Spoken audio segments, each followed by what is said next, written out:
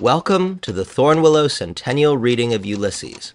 We are celebrating James Joyce's literary masterpiece by presenting the entire novel through a tapestry of hundreds of video clips that unite readers across the world. Thank you for joining us.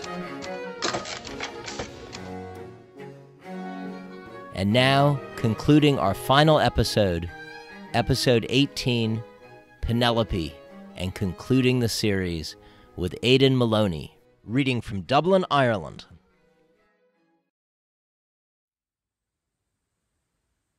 No, that's no way for him. Has he no manners, nor refinement, no nothing in his nature? Slapping his behind like that on my bottom because I didn't call him Hugh. The ignoramus that doesn't know poetry from a cabbage. That's what you get for not keeping them in their proper place. Pulling off his shoes and trousers there on the chair before me so barefaced, without even asking permission, and standing out that vulgar way in the half of a shirt they wear to be admired like a priest or a butcher or those old hypocrites in the time of Julius Caesar. Of course, he's right enough in his way to pass the time as a joke. Gee, you might as well be in bed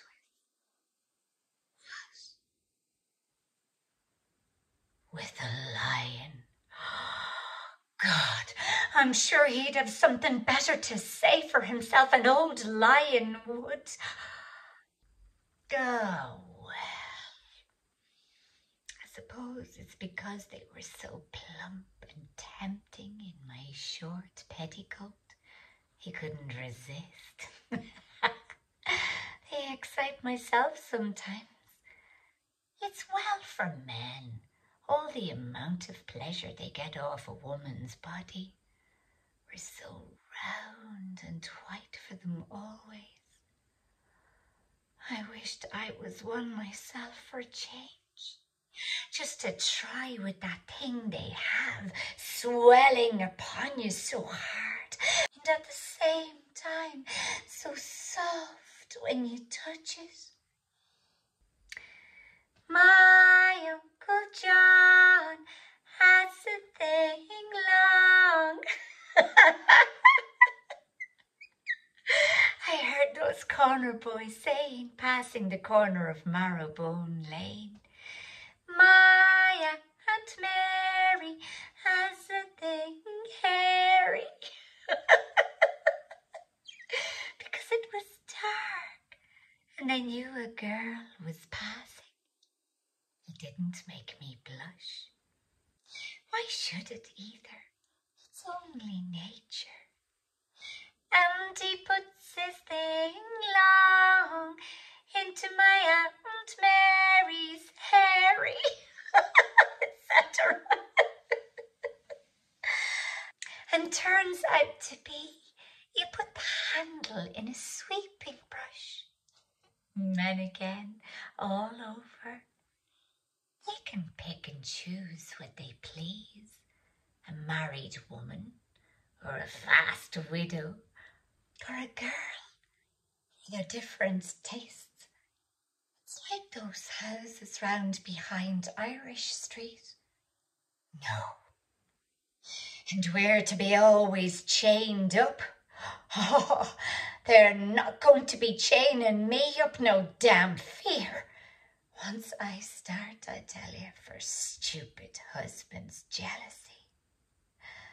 Why can't we all remain friends over it, instead of quarrelling?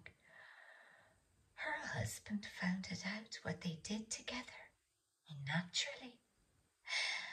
And if he did, can he undo it? He's coronado anyway, whatever he does. And then he going to the other mad extreme about the wife in Fair Tyrants. Of course, the man never even casts a second thought on the husband or the wife either. It's the woman he wants, and he gets her. What else were we given all these desires for? I'd like to know. I can't help it if I'm young still, can I? It's a wonder I'm not an old shriveled hag before my time living with him. So cold, never embracing me. Except sometimes when he's asleep. The wrong end of me, not knowing, I suppose, who he has. Any man that would kiss a woman's bottom, I'd throw my hat at him. After that, he'd kiss anything unnatural, where we haven't one atom of any kind of expression in us, all of us the same 2 lumps of lard. Before ever I do that to a man. Pooh, the dirty brutes. The mere thought is enough. I kiss the feet of you, señorita. There's some sense in that. Didn't he kiss our hall door? Yes, he did. What a madman. Nobody understands his cracked ideas. But me. Still, of course a woman wants to be embraced 20 times a day, almost to make her look young. No matter by who, so long as to be in love, or loved by somebody, if the fella you want isn't there.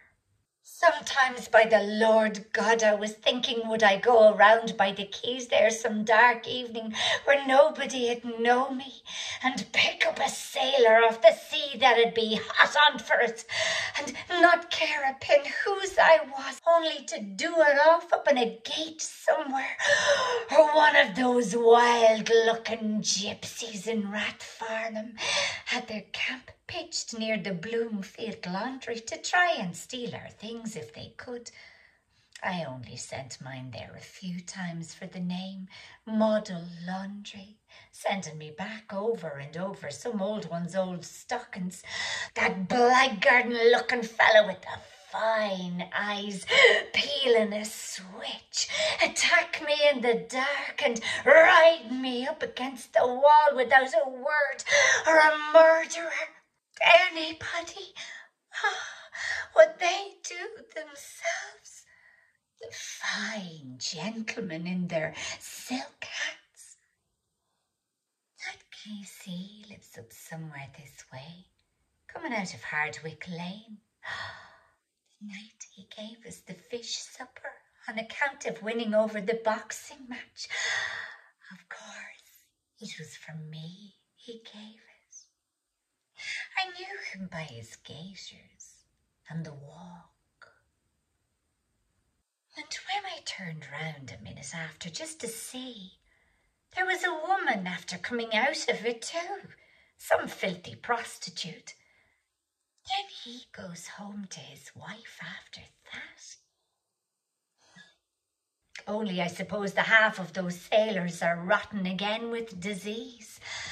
Move over your big carcass out of that for the love of Mike. Listen to him. The winds that waft my sighs to thee, so well he may sleep and sigh, the great suggester Don Poldo de la Flora.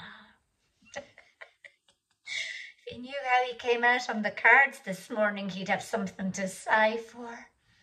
Between 2 sevens, too. In prison. For Lord knows what he does that I don't know. And I'm to be slouching around down in the kitchen to get his lordship his breakfast while he's rolled up like a mummy. Will I indeed? Did you ever see me running? I just like to see myself at it. Show them attention and they treat you like dirt. I don't care what anybody says. It'd be much better for the world to be governed by the women in it. You wouldn't see women going and killing one another and slaughtering.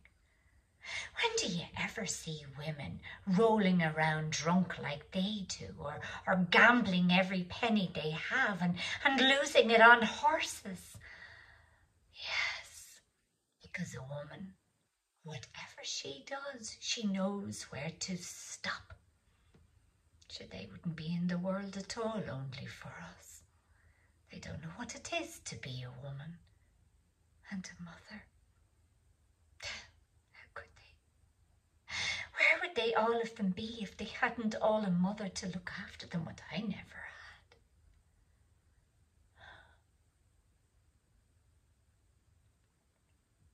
That's why I suppose he's running wild now. Out at night, away from his books and studies, and not living at home on account of the usual rowy house, I suppose. It's a poor case that those that have a fine son, they're not satisfied. And I, none. Was he not able to make one? It wasn't my fault when we came together, when I was watching the two dogs up on her behind in the middle of the naked street. That disheartened me altogether. I suppose I oughtn't to have buried him in that little woolly jacket I knitted, crying as I was. Give it to some poor child. But I knew well I'd never have another.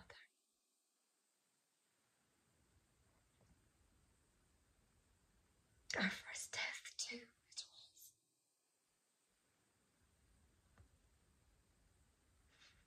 We were never the same since.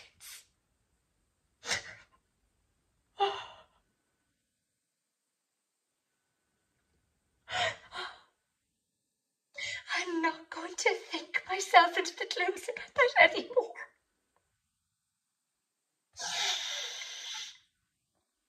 I wonder why he wouldn't stay the night. I felt all the time it was somebody strange he brought, instead of roving around the city meeting God knows who, night walkers and pickpockets.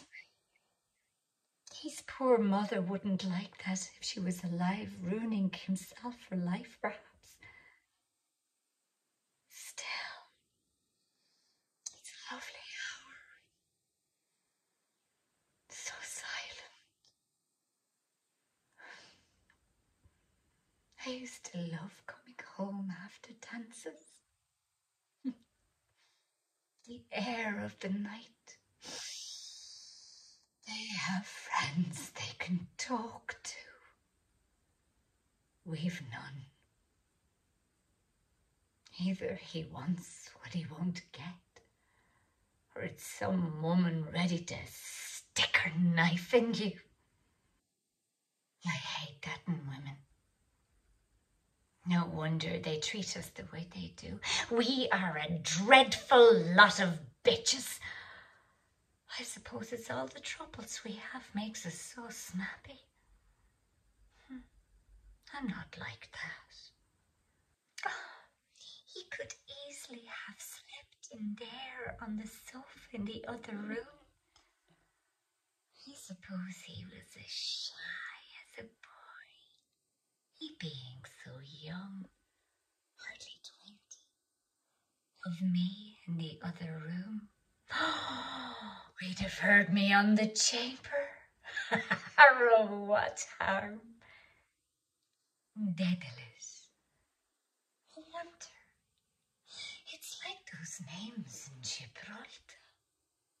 De la Paz, de la Gracia. They had the devil's queer names there. Father Villaplana of Santa Maria, they gave me the rosary. Rosales y O'Reilly in the Calle las Siete Revueltas. And Pesimbo and Mrs. Opeso in Governor Street. Oh, Lord, what a name.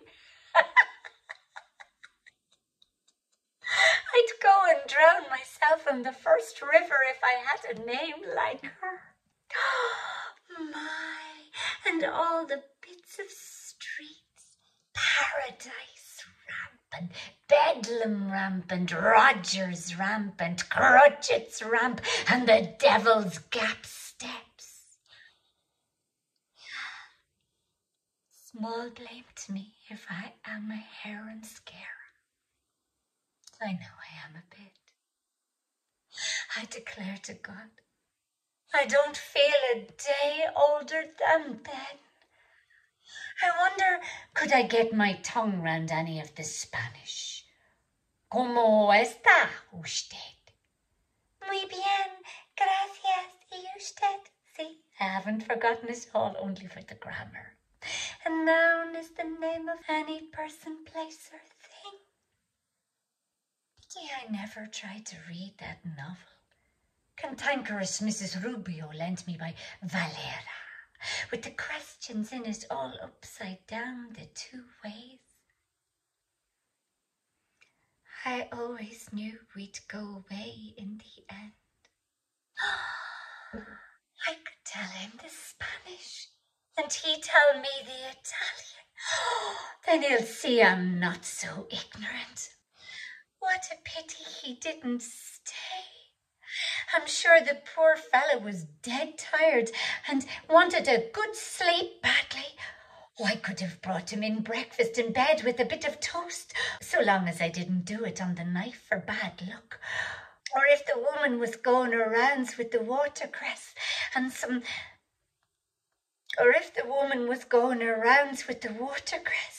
something nice and tasty. Oh, there are a few olives in the kitchen he might like. I never could bear the look of them in Abrines. I could do the criata. You know, the room looks all right since I changed it the other way.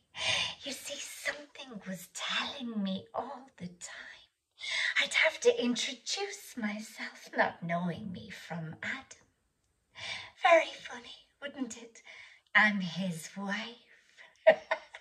Or pretend we were in Spain, with him half awake, without a god's notion where he is. Dos huevos estrelados, senor. Oh, Lord. The cracked things that come into my head sometimes. It'd be great fun supposing he stayed with us. Why not? There's the room upstairs empty and Millie's bed in the back room. He could do his writing and studies at the table in there, for all the scribbling he does at it. And if he wants to read in bed in the morning like me, as he's making the breakfast, for one, he can make it. For two, I'm sure I'm not going to take in lodgers off the street for him if he takes a gazebo of a house like this. I'd love to have a long talk with an intelligent, well-educated person. I'd have to get a nice pair of red slippers, like those Turks with the fez used to sell. Yellow, and a nice semi-transparent morning gown that I badly want. Or a peach blossom dressing jacket like the one long ago in Walpole's. Only 8 and 6, or 18 and 6. I'll just give him one more chance.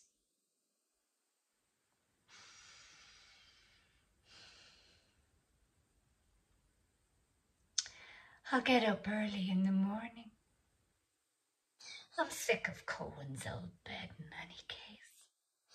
I might go over to the markets to see all the vegetables and cabbages and carrots and tomatoes and all kinds of splendid fruits all coming in lovely and fresh.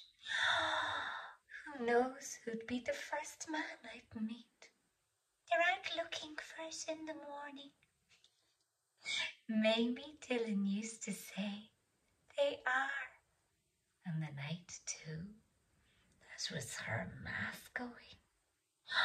I'd love a big juicy pear now to melt in your mouth, like when I used to be in the longing way. Then I'll throw him up his eggs and tea in that moustache cup she gave him to make his mouth bigger. I suppose he'd like my nice cream, too.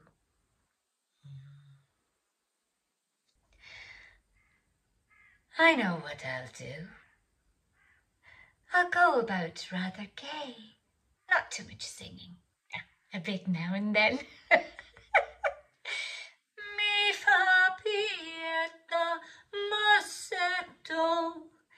Then I'll start dressing myself to go out. Presto non so più forte. I'll put on my best shift and drawers. Let him have a good eyeful out of that to make his Mickey stand for him. I'll let him know, if that's what he wanted, that his wife is fucked. Yes, and damn well fucked too, up to my neck nearly, not by him, 5 or 6 times hand running. There's the mark of his spunk on the clean sheets. I wouldn't bother to even iron it out. That ought to satisfy him. If you don't believe me, feel my belly. Unless I made him stand there and put him into me. I've a mind to tell him every scrap and make him do it in front of me. Serves him right if I am an adulteress, as the thing in the gallery said. Not much about it, if that's all the harm ever we did in this vale of tears. God knows, it's not much. Doesn't everybody? Only they hide it. I suppose that's what a woman is supposed to be there for. Or he wouldn't have made us the way he did, so attractive to men. Then, if he wants to kiss my bottom, I'll drag open my drawers and bulge it right out in his face, as large as life. Let him stick his tongue 7 miles up my hole while he's there, my brown part. Then I'll tell him I want £1, or perhaps 30 shillings. I'll tell him I want to buy underclothes. Then, if he gives me that, well, he won't be too bad. I don't want to soak it all out of him like other women do. I could often have written out a fine cheque for myself and write his name on it for a couple of pounds a few times he forgot to lock it up. Besides, he won't spend it. I let him do it all for me behind, provided he doesn't smear all my good drawers. I suppose that can't be helped. I'll do the indifferent 1 or 2 questions. I'll know by the answers.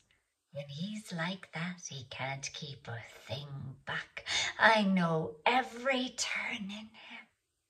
I'll tighten my bottom well and let out a few smutty words. Smell rump or lick my shit, or the first mad thing that comes into my head. Then I'll suggest about, yes. Oh, wait now, sonny. My turn is coming. I'll be quite gay and friendly over it.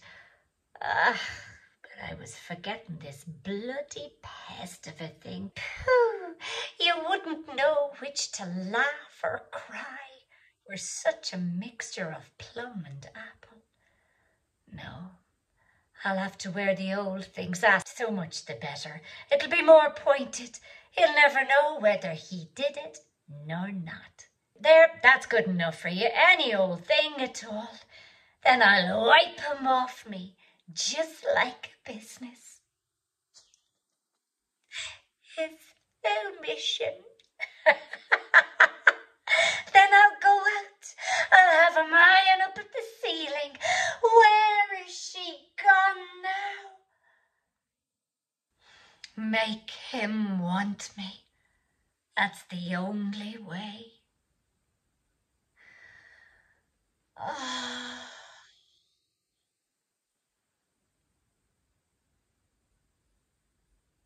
What an unearthly hour. I suppose they're just getting up in China now, combing out their pigtails for the day. We'll soon have the nuns ringing the Angelus. They've nobody coming in to spoil their sleep. Well, except for an odd priest or two for his night office. The alarm clock next door at Cockshout clattered the brains out of itself. Let me see if I can doze off. 1, 2, 3, 4, 5.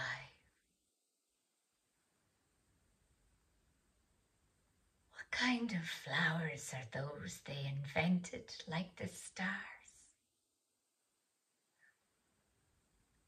The wallpaper in Lombard Street was much nicer.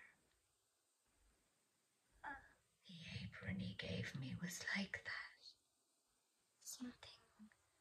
Only I only wore it twice. Better lower this lamp and try again. So as I can get up early, I'll go to Lamb's. They're beside Findlaters and get them to send us some flowers to put about the place. In case he brings him home tomorrow. Today, you mean? No, Friday's an unlucky day. First I want to do up the place some way. You know, the dust grows in it, I think, while I'm asleep. Then we can have music and cigarettes. I can accompany him. First I must clean the keys of the piano with milk. What'll I wear? Shall I wear a white rose? Or those fairy cakes and Liptons? I love the smell of a rich big shop at 7.5 pence a pound. Or the other ones with the cherries in them and the pinky sugar. 11 pence a couple of pounds. Of course, a nice plant for the middle of the table. I'd get that cheap. Please. There's this, I saw them not long ago.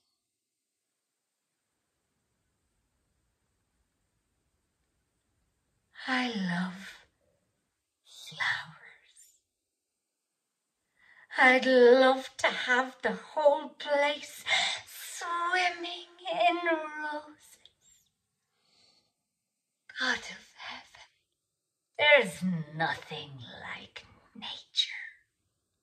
The wild mountains, then the sea and the waves rushing, then the beautiful country with fields of oats and wheat and all kinds of things, and all the fine cattle going about that would do your heart good to see.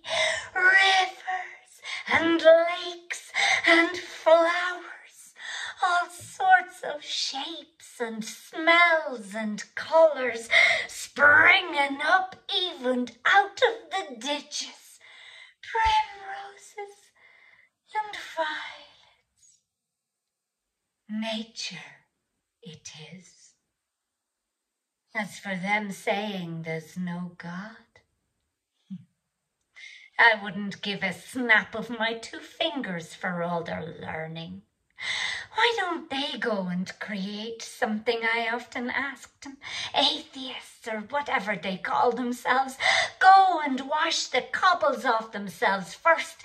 Then they go howling for the priest and they dying. And why? Why? Because they're afraid of hell on account of their bad conscience. Oh, yes, I know them well. Who was the the first person in the universe before there was anybody that made it all. Who? Ha! That they don't know. Neither do I, so there you are.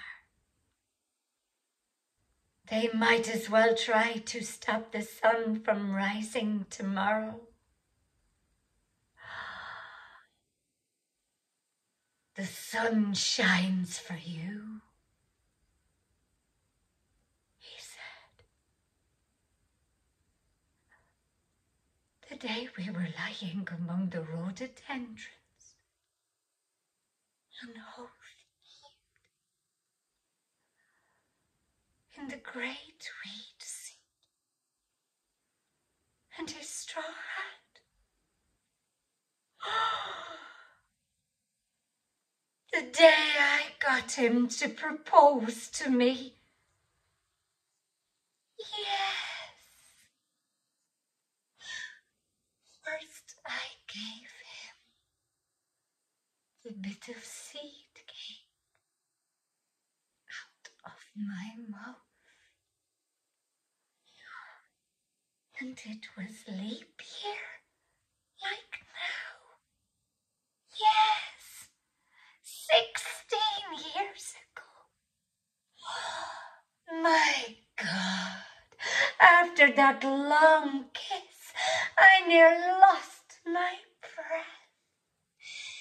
Yes, he said I was a flower of the mountain.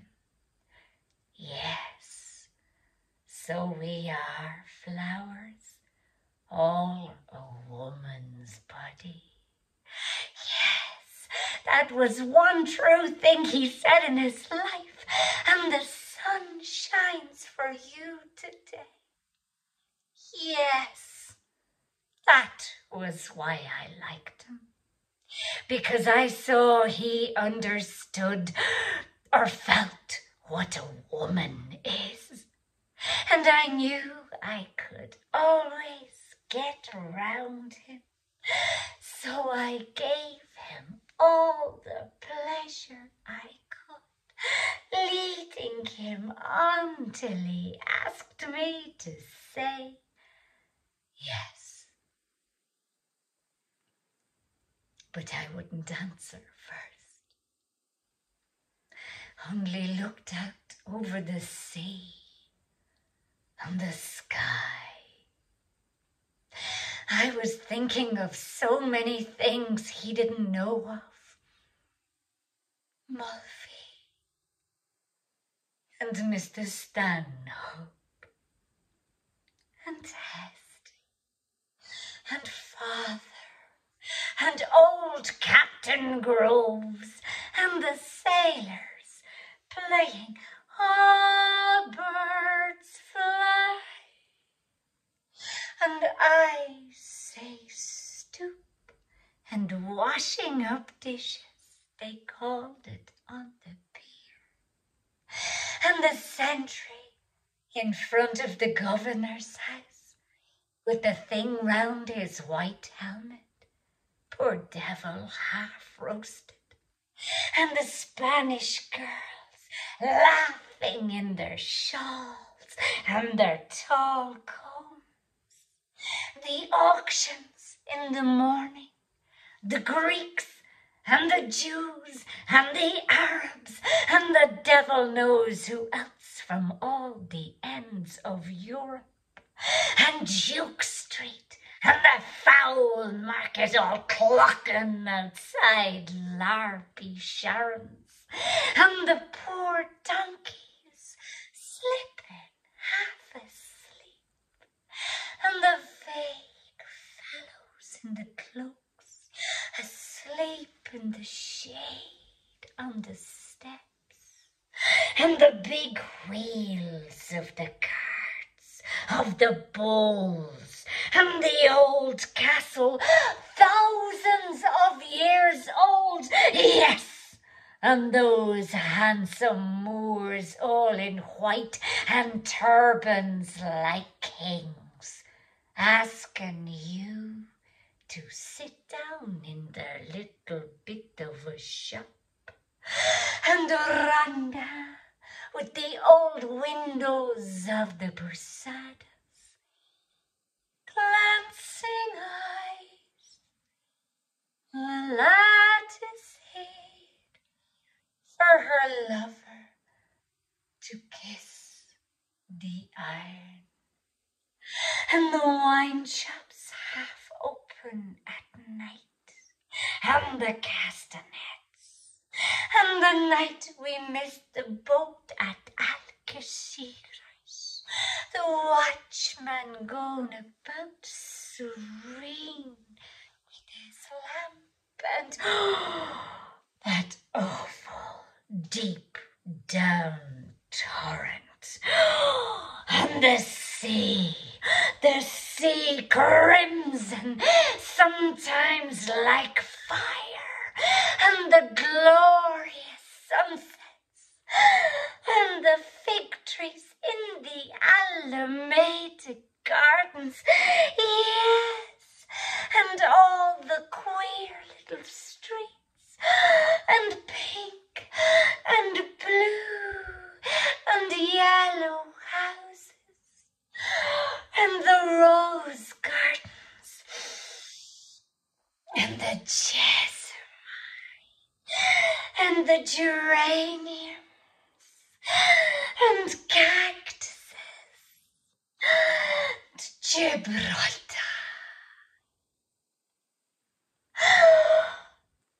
As a girl, where I was a flower of the mountain, when I put the rose in my hair, like the Andalusian girls used. Or shall I wear red? Yes. And how he kissed me under the Moorish wall, and I thought, well, as well him as another. And then I asked him with my eyes to ask again. Yes. And then he asked me, would I? Yes. To say yes, my mountain flower. And first I put my arms around him. Yes. And drew him down to me so he could feel my breasts all perfumed. Yes. And his heart was going like mad. And yes, I said yes. I will.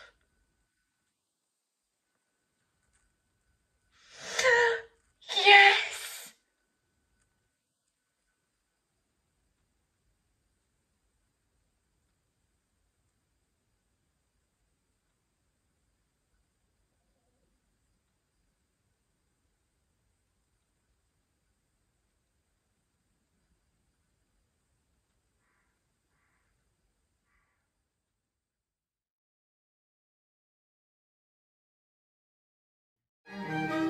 We hope you enjoyed listening to this episode of The Colophon and our Centennial reading of Ulysses from Thornwillow Press. Be sure to subscribe to us wherever you get your podcasts, and please consider supporting us by visiting our website, www.thornwillow.com. Your help makes this and all our endeavors possible.